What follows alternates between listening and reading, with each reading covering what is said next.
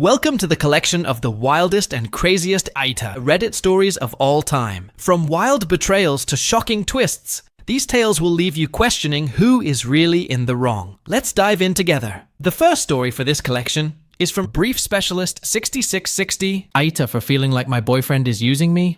I've been in a relationship since January 2024. I was abused as a child, so I was always scared of guys. But last year in December, I heard some ridiculous rumors about me being a one-night stand girl, even though I've never even held a guy's hand till then. I live in the countryside, and it's really big deal here. It affected me so much that I started taking rash decisions. I thought it didn't matter they'll talk about me anyways. I liked this one guy, who also confessed I was his childhood crush, almost a year ago, and was still on and off texting me to convince me to be with him. On January 1st, it was his birthday, and I texted him, and when he asked the same question, I said yes. When I met him for the first time, I was uncomfortable, but still, he tried to kiss me, but I shrugged him off saying I was not comfortable, and he didn't do it. But on our second date, we kissed. It was unexpected and scary at first, but I genuinely liked him, so it felt right. On our third date, almost 20 days after our first date, he took me to a hotel and tried to do it. He was trying so hard to make me drunk, and that felt uncomfortable, but nothing happened. It was my second time drinking as well. The first was when we kissed, second date, so I didn't even remember it that much. He is so good at convincing me, so even if I don't feel good about this, after 1 to 2 days, I feel like it's my fault for overthinking things too much. Anyway, we eventually did it in February start. It was my first time, and ever since then, we talked on call almost every day, or every other day, except for June and July, because he did it without protection, even though I was begging him not to do it. Then for once, I realized that he doesn't care about me at all. He tried to convince me, saying that he couldn't control himself, and he never used protection when doing with any of his exes. BTW, he has a past with almost 10 to 20-something girls. I broke up that time. I also wondered why he's never bought me flowers, or gave any surprise of any kind, didn't celebrate Valentine's. And every time in the name of the date, we just go to a private place as somebody might see us together, which is fair enough, because I'm not even allowed to talk to a male species, let alone date one. So I'm also not comfortable seeing him in public places, as what if somebody sees us? It'll be the end of my studies, life, everything. Every time I bring up these issues with him, he says something like, "You'll have a problem if somebody sees us in public, so we have no choice but to go to a room, and I just can't control myself whenever I see you. You are completely different than all of the girls I've met. I've never made my first move, and I've never wanted to talk to them. But you are amazing. I want to talk to you every day. You are my first ever crush, and you have no idea how much you mean to me." In starting when he confessed, he also said that when I changed school in 7th standard, he used to go to places where we might run into each other, but it never happened. So he finally gave up and changed school, and went somewhere far. I also came back in 2020, and so did he. And then he saw me at a wedding in 2022, and that's when it all started. He confessed after a while, but I never thought of being in a relationship until December last year. I was so convinced with everything he said, but yesterday I got a huge reality check. Last night we were talking, and I was blindly in love until I started asking him some questions that I've always wondered. He was also in a good mood, so he answered honestly, and that's when I felt used, so freaking used. I asked, after I left that school, who was your second crush? And he named the prettiest girl in our class, which made sense. I was always the smartest kid, but never the prettiest. But then he went on saying that he grabbed her tits in 8th standard,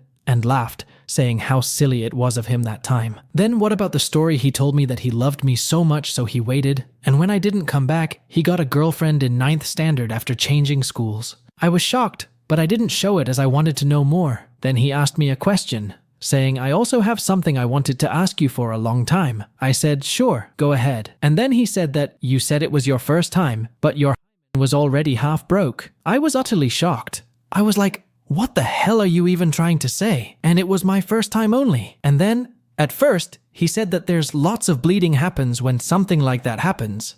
But in your case, it was so little, and blah blah blah. I said, I don't want to explain. You can look it up on Google. This is normal. I was a biology student, BTW. But isn't it common sense? I already told the truth now. Think whatever you want. Then he started saying, "Why are you being so angry?" I just asked, "You were also asking me, so I thought you were in a good mood. I shouldn't have told you anything. You first ask me as if you don't care, and then you become upset about it." And then he started yelling and cursing, and saying, "What's wrong with you? I already told you.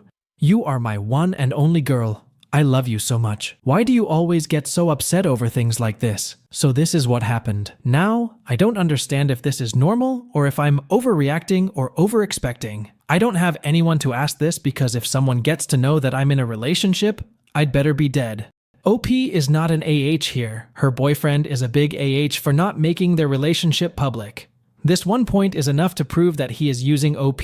As he is a big AH, I would rate him 4.5 out of 5 on the AH scale. On the other hand, OP's concerns and reservations are 100% justified, and she is an innocent soul, so I would rate her 0 out of 5 on the AH scale.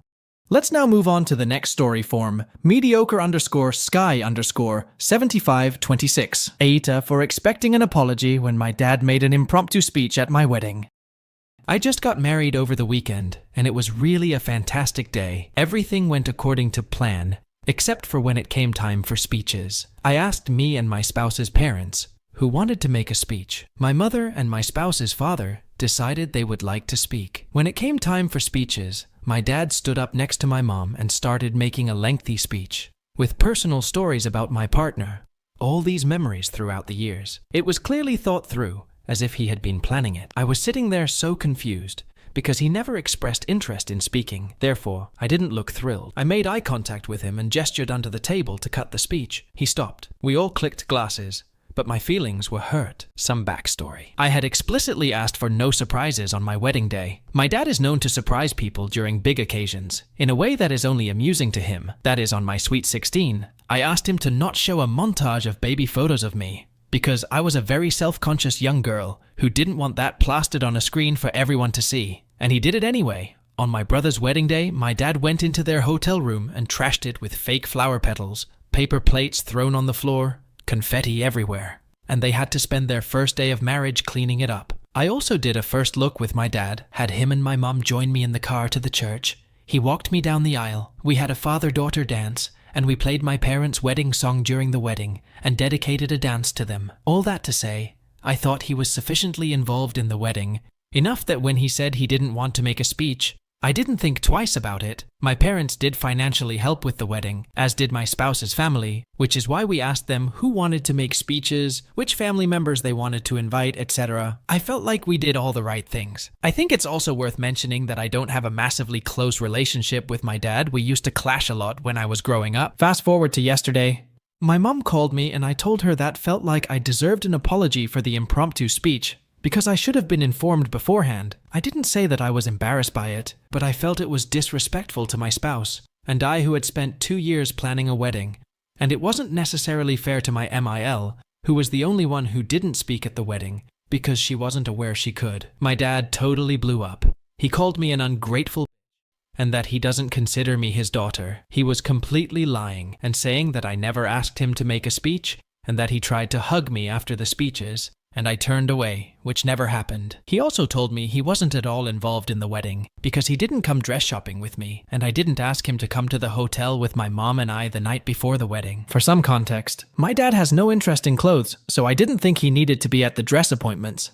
And the only reason my mom stayed at the hotel with me is because she has a hard time waking up, and I wanted to make sure she wasn't late to hair and makeup in the morning. He also said I looked mad during our dance together, but quite frankly I was. The dance happened after this speech, and it was difficult for me to have this special moment with him, when I felt like my boundaries were so obviously ignored on my wedding. He said I humiliated him by cutting him off, but even some of my closest friends told me they didn't even realize I did that, so I didn't make a scene when doing so. I'm feeling really confused. My gut is telling me I have every right to have asked for an apology, but I'm starting to second-guess myself. OP is not an AH for expecting an apology from her father. OP's father is an AH. A big AH for continuously humiliating her. OP was hurt by her father's behavior throughout her wedding, and found his speech disrespectful. Discussing personal stories of OP with her partner in the speech is not justified. So, as for the scores, I would rate OP's father 2 and OP 0 out of 5 on the AH scale.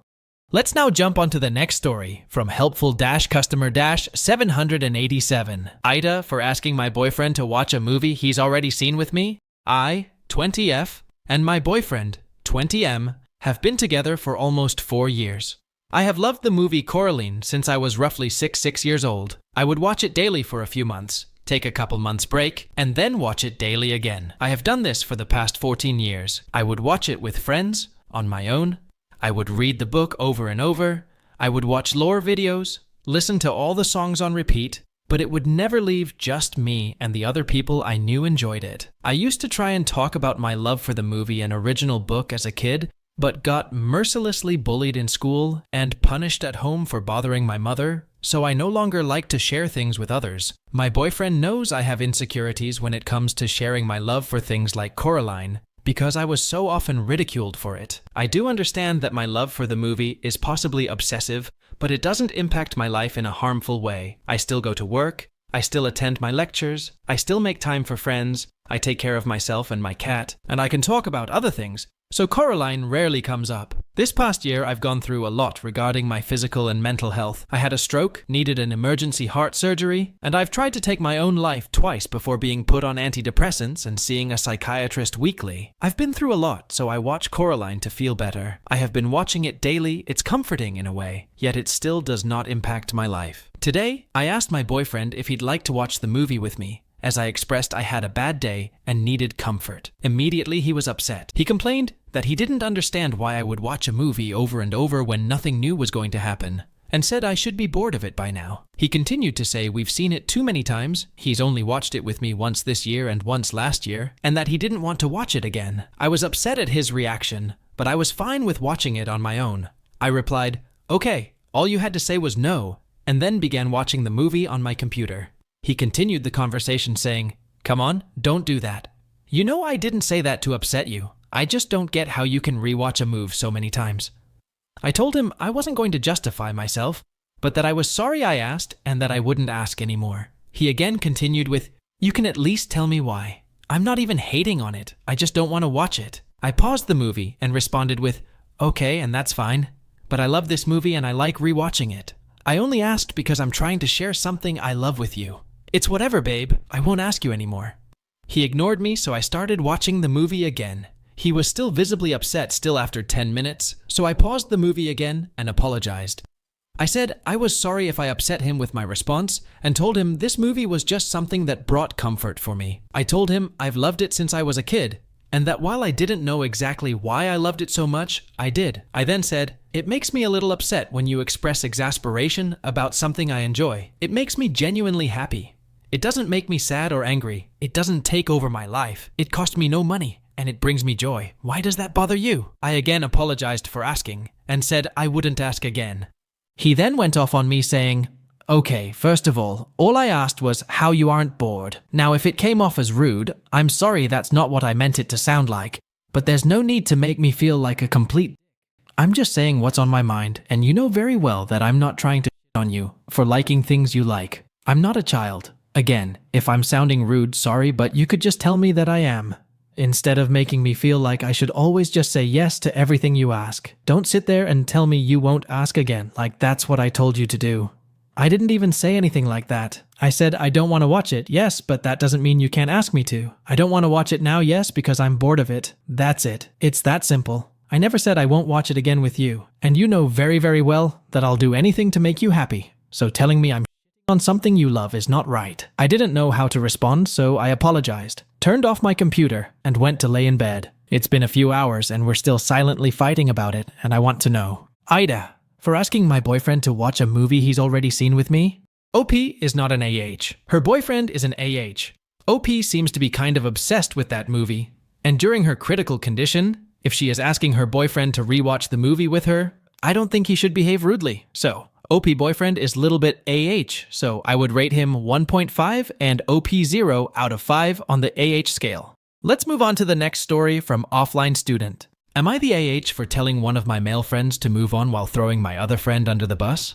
I, 23M, am friends with Kelly. 21F Kelly and I go way back to high school when I was one of the leaders for her summer camp. I was in grade 10 going to grade 11, and she was in grade 8 going to grade 9. I was one of the few counselors there who weren't as outgoing as the rest, so I was tasked with getting the introverted campers to join in on the activities.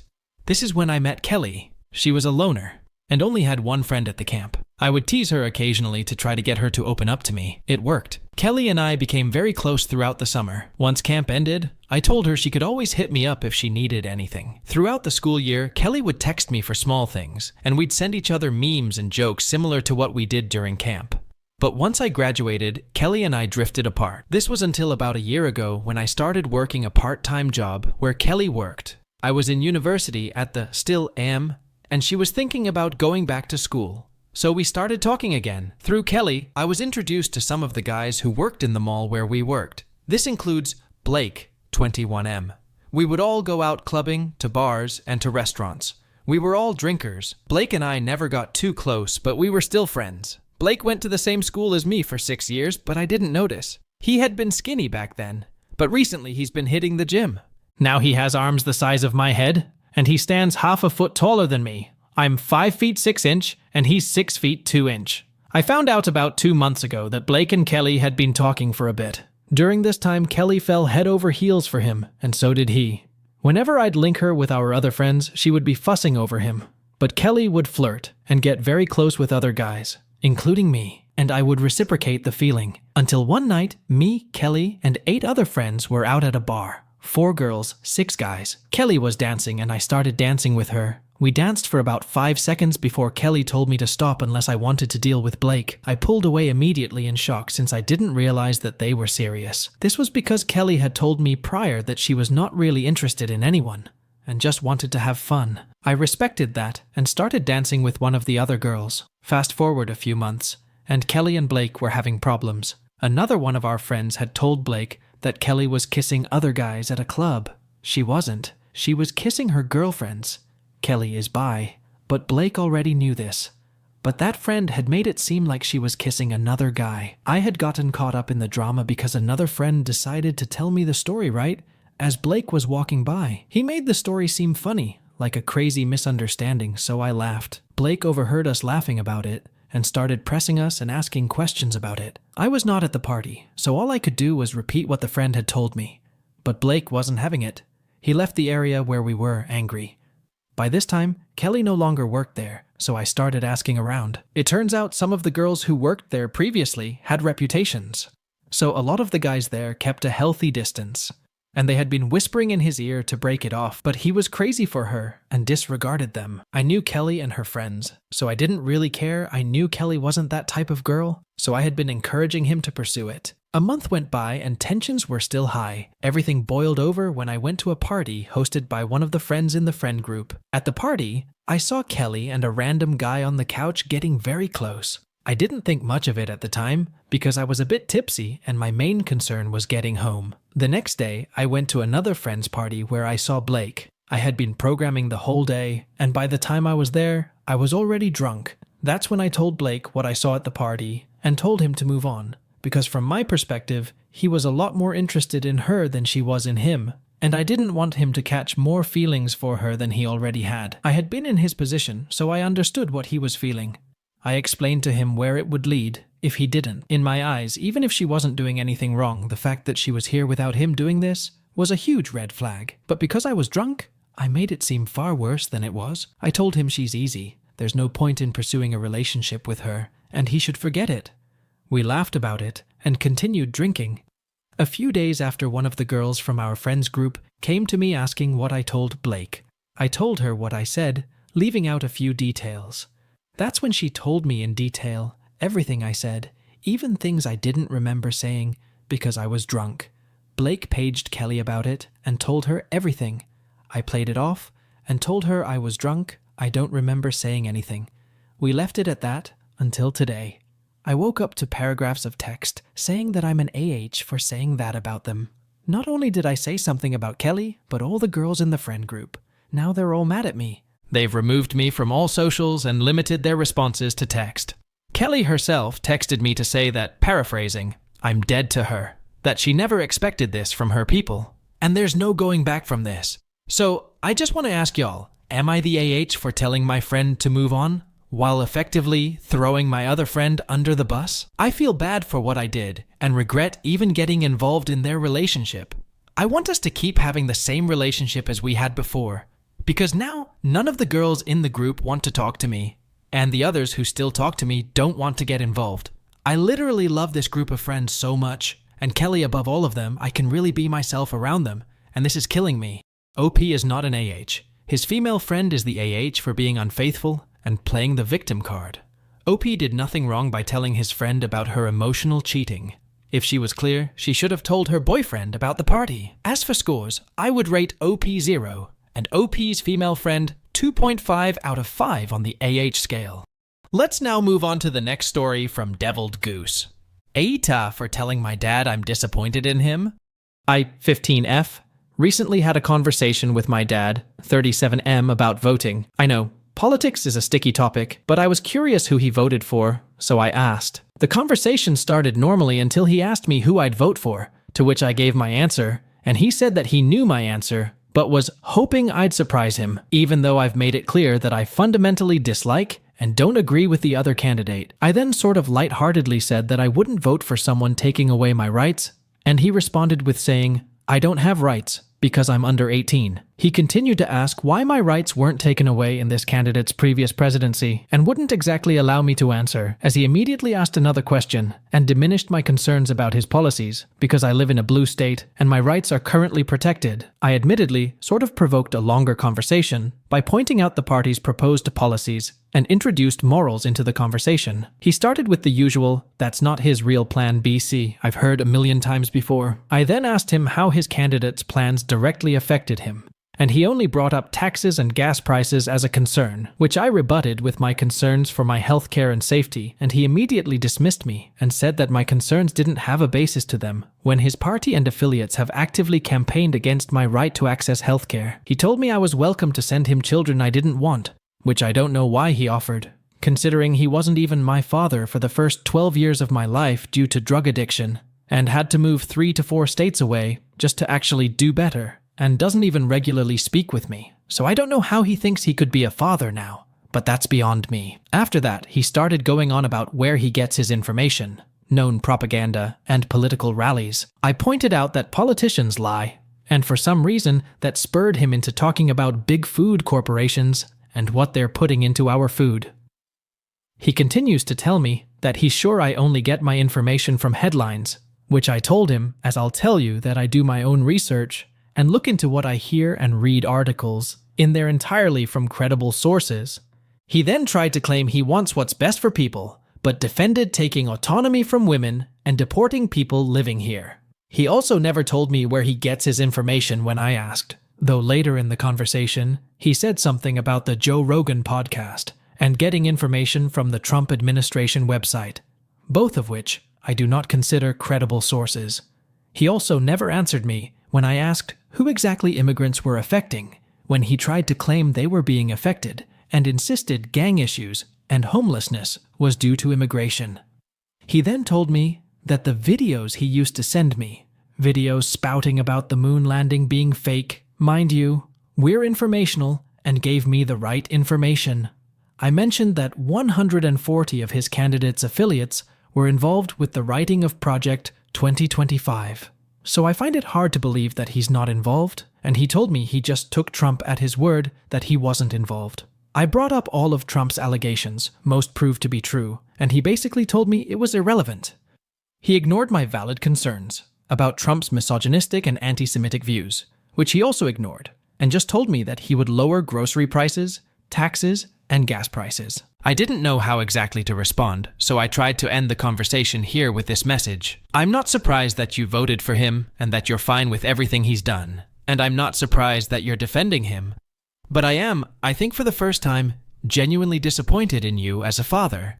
This goes beyond disagreements. This goes into the fact that you voted a racist into office, whose party has demolished Roe v. Wade and has proposed plans to fully take away abortion rights and healthcare.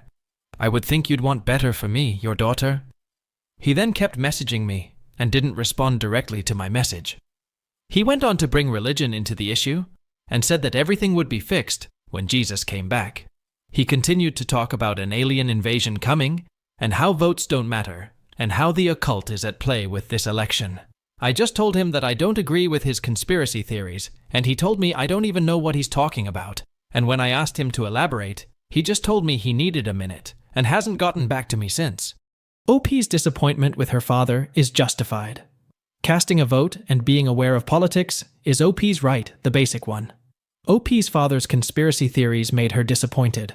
OP is trying to avoid his continuous questioning about political issues.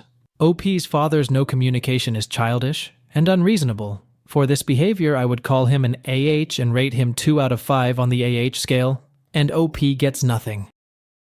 Let's now move on to the next story from Giesel Assault 97. Am I an AH for wanting my partner to come with me to someone's birthday gathering that he wasn't invited to? This person's, let's call them Lily, birthday is on Thursday. My partner works at 2 places and is co-worker to this person. Lily doesn't particularly like my partner for many reasons, way too complicated to explain here. We visit their common place of work from time to time, and sometimes she is working while we hang out and drink beer. Lily is my friend. We all manage to coexist and hang out, so this is where my frustration comes in. For the last couple of months, Lily's communication has gotten pretty bad. I have made it clear her lack of response on multiple occasions is stressful, and she has apologized many times. It happened again recently, and again she apologized. I'm very forgiving, but I'm growing tired of the lack of effort, and I think I made it obvious in our last conversation. I'm in no way trying to be insensitive towards whatever is going in her life. I know depression and anxiety way too well, and though they have expressed that some of those things are happening, I think that taking 3 seconds to reply to a simple text to reassure those who care and think about you is, if anything, considerate. Anyway, I and my partner went to drink at their workplace on Halloween to pre-game for a dance party we were going to attend. The vibes from her were off. She wasn't her usual friendly and affectionate self towards me. I immediately clocked it. It was left at that. Fast forward to a couple of days, I'm talking to another one of their co-workers who is close to Lily and also my friend. And I'm invited to the gathering at the beer place to celebrate Lily's birthday. Still no response from Lily. It's been 4 days since I asked her about her birthday. I already have presents. I plan to go, but knowing the situation with Lily and I feel like I need a friend to go with me in case things are awkward or the worst thing happens. She hates me and didn't want me to attend in the first place. Obviously, that's probably not true. The anxiety that comes from lack of communication creates such feelings and thoughts. And that's why I'm frustrated. I love my friend, but this situation she is creating for the both of us gets me down. I have trouble with social anxiety and have struggled with feelings of feeling left out in situations all my life. I know the place well, and obviously know other people that will be there, but if I'm honest, they are all way closer to each other as they work there. I'm just an outsider to the work family in some way. This is why I asked my partner if he could come with me on Thursday. It's his day off, and I said we'd only be there for a couple hours at best, if things aren't as bad as I think they are. He said there is no way he is going to her birthday party when he wasn't invited and she doesn't like him. I'm like, okay, I understand why maybe it would be a bit uncomfortable, but I know Lily a lot more. And though she doesn't like him, she wouldn't throw a fit or act like her birthday is ruined because he decided to accompany me, especially with all those people around, and especially because it's at a place they both work at. I'd get it if it was at her house, with exclusively friends and family. He's also very well aware of the situation with Lily and I, and how much anxiety it brings me. Sometimes he's supportive, other times he's not. We went back and forth, me trying to explain that this would be for me to not be all alone and to have some support, and him turning me down saying how rude, disrespectful it'd be to do that. Eventually, I let it go, told him not to come. But still, I feel like the whole point of my argument was that I was asking him to show up for me in a small, simple manner, and he outright refused. I'm not asking him to buy her a present and do this super hard thing. I just wanted to have someone there to ease the anxiety. We're now in a fight because he didn't think he'd ever have to explain this to anybody. AITA for wanting him to be there? OP is not an AH here. Her partner is an AH for not going with OP to her friend's birthday party. Despite knowing everything going on between OP and her friend, he shows rudeness and harsh behavior towards her, which makes him an AH. OP needs emotional support from her partner, and she just wants him to be there with her, nothing else. OP is justified in her behavior. As for the scores, I would rate OP's partner 1 and OP 0 out of 5 on the AH scale. Let's now jump on to the next story from Minute-Capital-5569. AITA for going no contact because my family wants my crazy ex to have my baby. I, 32M, am a gay and married to a loving husband. I have a happy life, big home, 3 kids, and whatnot. We had 2 surrogates. So, prior to my husband, I dated my ex, 31F. Let's call her Sarah. Sarah was my first love. She was very kind to me at first and we did everything together. We went to prom, went to college, and I even proposed to her. She was my queen and I would do anything to make her happy. A year into our proposal, she moved into my apartment. This is when I saw the true Sarah. Sarah worked a manager job at a popular drugstore. So I did not think it was weird when she was home kind of late. I just assumed she was closing the store. I was wrong. I found out from friends that Sarah was having fun with the whole neighborhood and then some. She would go to the hotels and wash up before coming home to me. I confronted her and she denied this. Weeks later, I got something I thought was just a UTI. And it wasn't. Antibiotics fixed it. I asked her what was going on and she accused me of cheating while she was working. That was easily disproven because I'm a nerd and play D&D with friends who proved I was with them. While I thought she was at work or with girlfriends. This was in videos and so she had to fess up. I asked what made her want to cheat. I blamed myself and my internship for her change in behavior. I thought maybe we needed more date nights. I forgave her and believed her when she said she was going to change.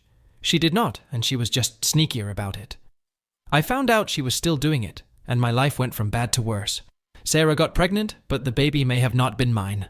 My family told me to accept this baby and accept her. By this point, our bedroom life was practically non-existent. We had been arguing more and she always ran to my mom, making it seem like I was abusing her. This is with me with glass in my arm, scratches on my face, and bruises from her hitting me. She had no marks on her. So, I don't get why my mom believed I was hurting her. I couldn't take her mental and physical abuse and dumped her. She ran to my family. My family took her side and told me to man up and be a dad. I said, I will man up when I can get a DNA test.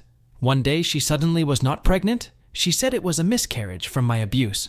But one of my boys said they saw her at Planned Parenthood.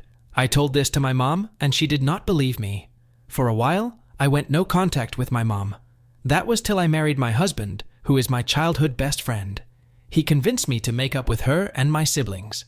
He made feel happy again. He was not messing with my head. He was loyal. And before I knew it, we were starting a life together.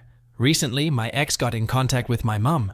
They still talk from time to time because she is sweet to my parents. Just not to me. She asked if she can have my genetic material to have a baby.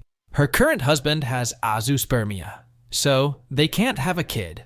Apparently, we look very similar. And she wants a baby that looks like her husband. My mom said I should do it so I can have more kids and make up for the miscarriage, which she still believes happened. I said no. My husband said no, and my kids don't want a sibling from her. They remember what she did at a family gathering. However, my family is calling me an for not wanting Sarah to carry my baby. I sort of feel like my mom just wants me to have a normal marriage, since she has said in the past that I wouldn't need a surrogate if my partner was female.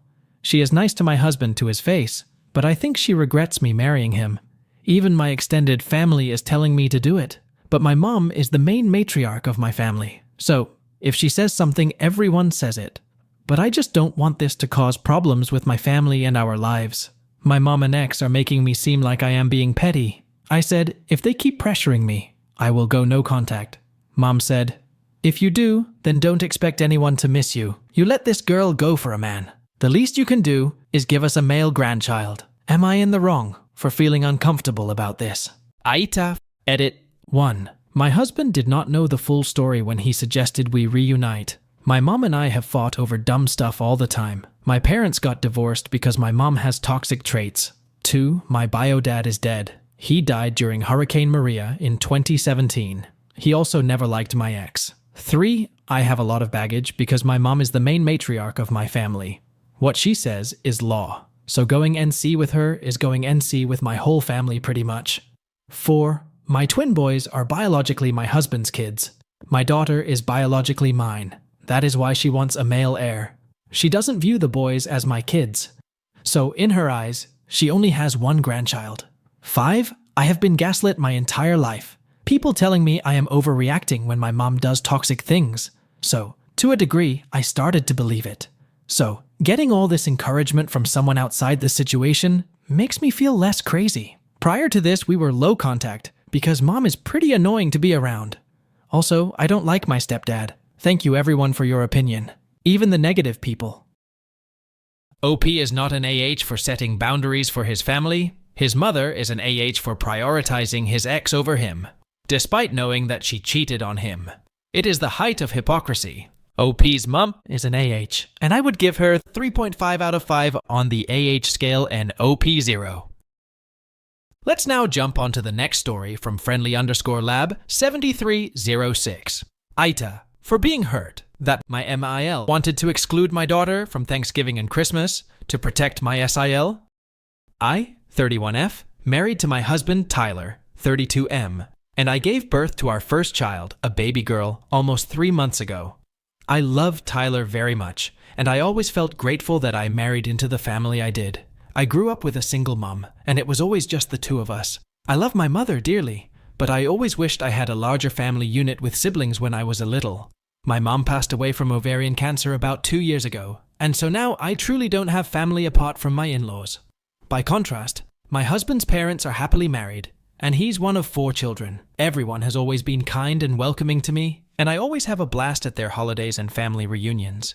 The only exception is Tyler's twin sister Ashley. Since I met her, Ashley has been cool and standoffish towards me, especially compared to her friendly younger brothers and parents. She's never been outright mean to me, but she's also never made much of an effort to ask me questions or get to know me. I know she also has some resentment towards Tyler, and sometimes comments on the fact that he's the favorite and that everything comes easy to him. Some of her comments irk me, since I know how hard Tyler has worked for his success, and also see that he has struggles he doesn't share with the family since he doesn't like to burden others. I've never said anything about the comments, since Tyler accepts it's the way she is and doesn't get too bothered by her. Even though Ashley and I are far from best friends, I've been sad to learn that she's had a hard time getting pregnant. She and her husband have been trying for around 2 years now, and she recently had a miscarriage. I've tried to be mindful of what she's going through, and intentionally avoided talking about my pregnancy and now baby around her.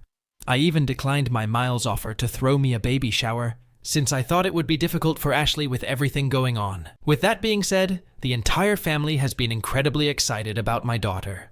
My husband is the first of his siblings to have a child, and so it's an exciting time and transition for the family. Yesterday, my MIL and FIL came to our house for dinner. My MIL said she had something difficult to speak with us about and stared talking about what a hard few years it's been for Ashley.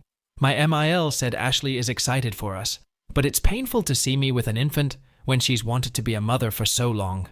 She said Ashley is dreading the holidays because she's worried everyone will be focusing on and fussing over the new baby.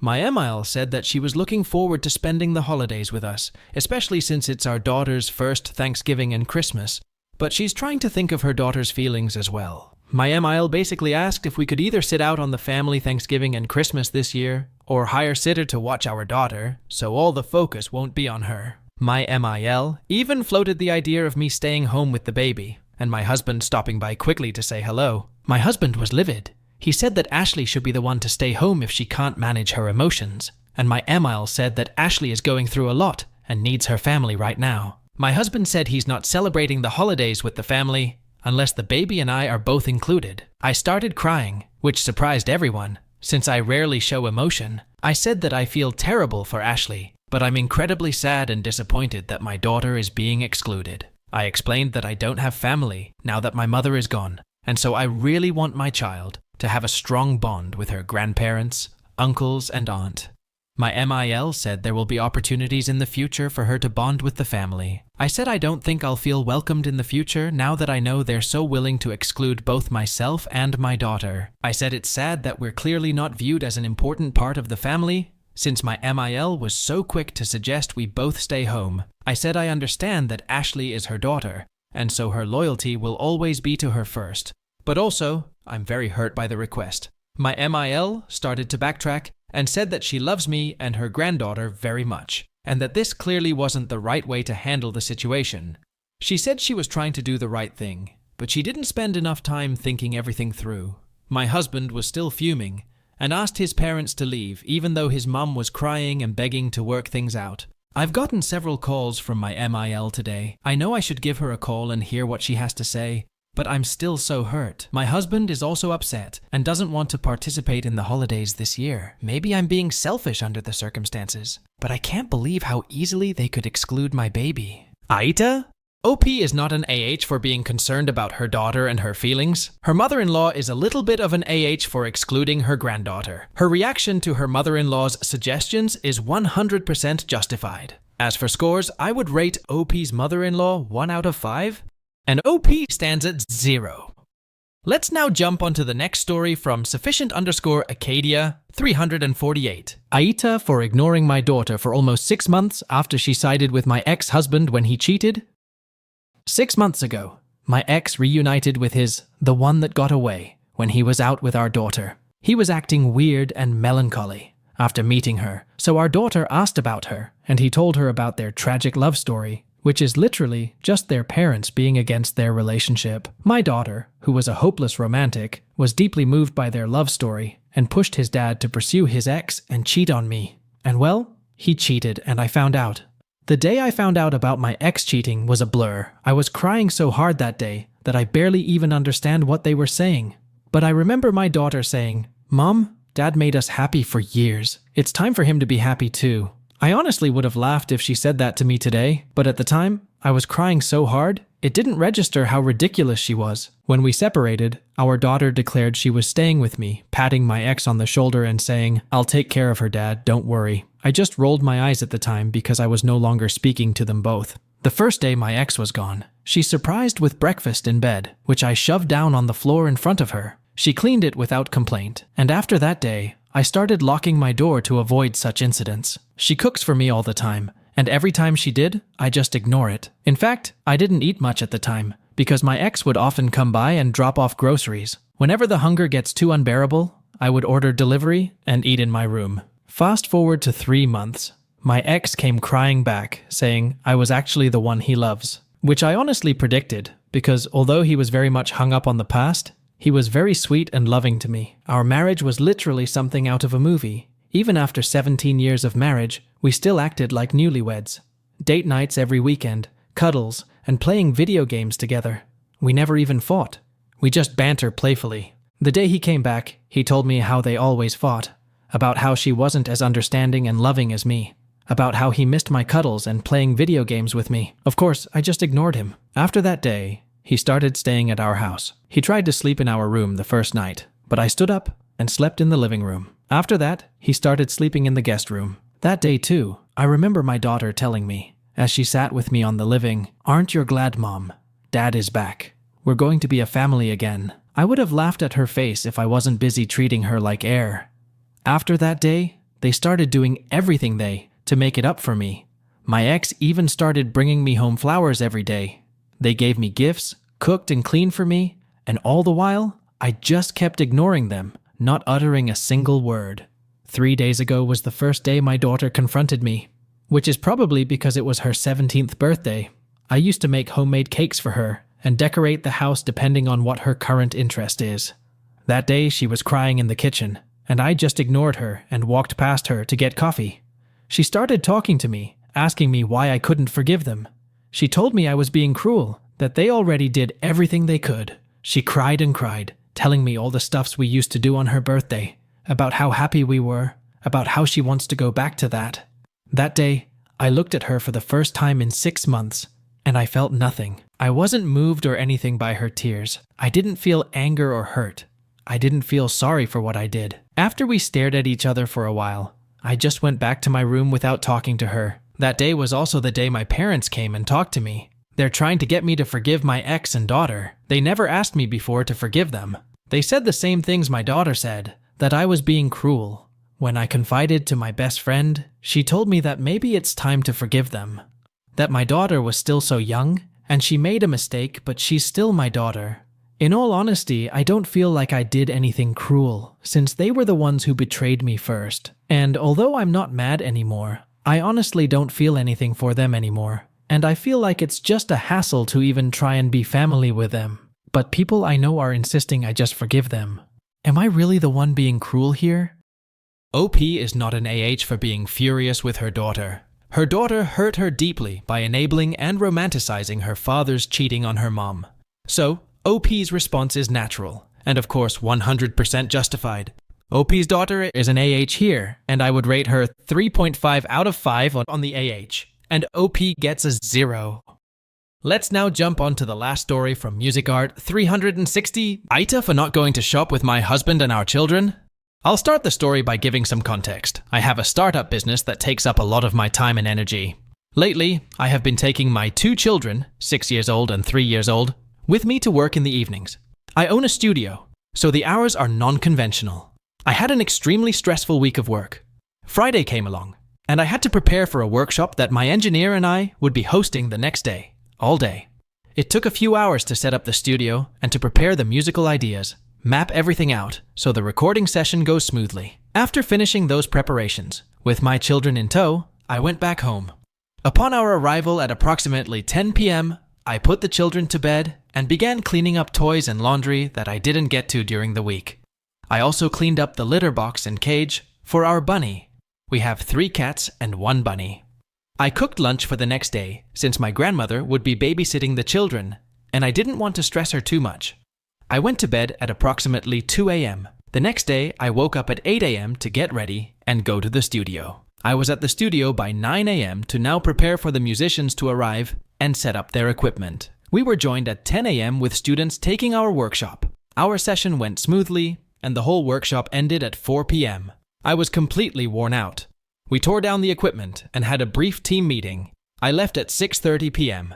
I came home and took a little time to myself, 30 minutes maybe, before I had to get the children ready for bed, bathe, read together, tell a story, and pray. As exhausted as I was, I went to bed late again, approximately 11:30 p.m. Sunday came, and my children woke us up at 8 a.m. We had breakfast that my husband put together and went to church. It so happened that particular Sunday was my turn to serve in the classroom for the 2s and 3s. For some reason, we had 3 huge meltdowns in the span of 1.5 hours. This may haven't ever happened since I started volunteering. I felt as if I was the main person calming down the kids with meltdowns, even though there were 2 other adults present. After church, we went out to lunch at a restaurant with some family. By the time it hit 3:30 p.m., I was done.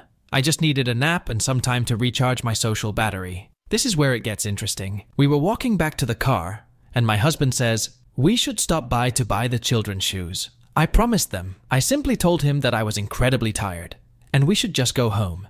He insisted on going to the store, and then back to church for the children's Awana club.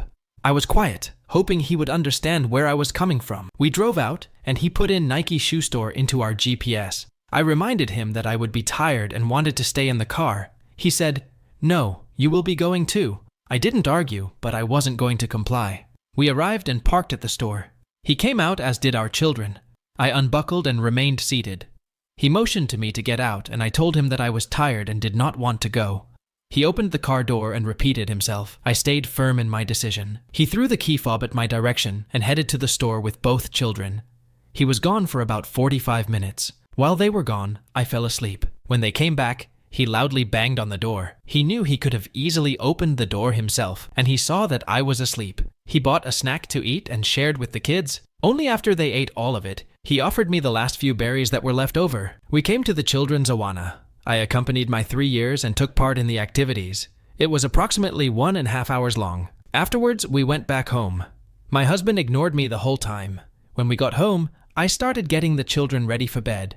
He heated himself up some leftover lunch I had prepared the day before. I asked if he liked it, and he made a snide remark about how I cared about him. But I didn't care when he wanted me to go shopping with him and the children. I told him that I did care, but I was not the bad guy for not going shopping. I insisted that I didn't do anything wrong. He told me that I wasn't seeing things clearly. So, AITA, additional information, husband's profession and working hours. My husband is an entrepreneur and has his own IT consulting business. He has a number of clients that he services during the week. He sets his own hours and manages his own time. He does not have employees or other partners. His typical workday would start around 9 a.m. at home from his computer. He visits his clients in the early afternoons and usually finishes his work around 6:30 p.m. unless he has a project to complete. He has plenty of time to make himself breakfast in the morning and go work out in the evenings and meet up with his friends. He takes care of most of our bills and payments. My profession and working hours. I own and operate a recording school. We function as a vocational school and teach audio engineering and music production. Our course is hands-on, and we have our classes in the evenings. I also work for a different company as an administrator. The hours are flexible, and as long as I get my work done, the owner is happy. It is a hybrid position. I cover some bills and our medical insurance. Clarification about my volunteering. I volunteer once a month for 1.5 an hour in the 2s and 3s classroom. I did that so my 3-year-old sons would get used to the atmosphere. I also attend Awana with my 3-year-old, and this recently started.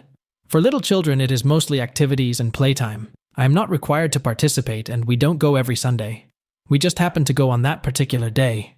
My own hobbies and time with friends. I'll be real. I don't really have time for myself. Additional information on Friday night. My husband went to bed early as he was complaining about being tired. He was in bed by 10 p.m. More clarification on Saturday. I asked my grandmother to babysit because my husband planned on doing yard work. We live on a rather large property, and it would be difficult to watch the children and complete the work. He worked for most of the day and relaxed in the evening. OP is not an AH here for her behavior. Rather, her husband is an AH for being dismissive of his wife's struggles and what she has been doing for the family. OP's husband is an AH, and I would rate him 2.5 out of 5 on the AH score. And I would rate OP 0 on the AH scale. What do the Mac Reddit fans think? Is the OP an AH or not? Let me know in the comment section below. If you like the stories I brought you, just hit the like button, share them as much as you can, and don't forget to subscribe to Mac Reddit for a daily dose. Bye bye. See you tomorrow with some more spicy fries.